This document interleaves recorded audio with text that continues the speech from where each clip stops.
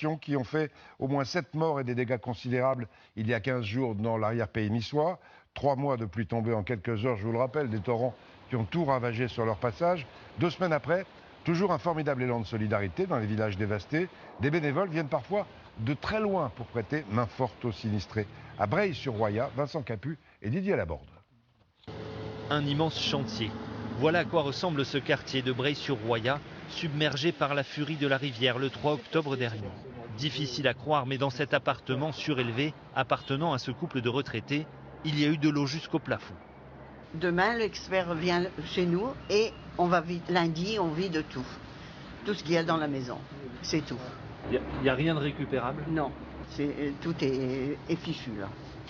15 jours après les intempéries, le nettoyage est loin d'être terminé. Il faut encore évacuer l'épaisse couche de boue qui s'est accumulée dans les caves. Pour cela, les habitants peuvent compter sur des bénévoles toujours nombreux sur place. Là, il va y avoir 5 appartements à vider au niveau de l'immeuble du quartier Isola. On a déjà vidé 4-5 maisons sur ce quartier.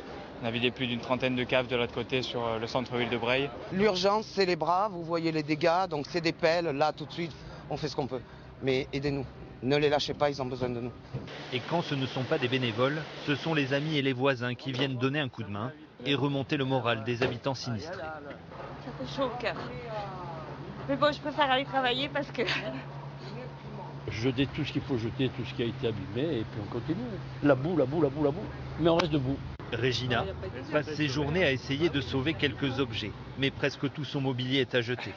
Bien consciente qu'il lui faudra des mois pour remettre en état sa maison. Le seul souci, c'est que bon, plus le temps passera, moins il y aura de bénévoles. Il faut se remonter les manches et garder le moral.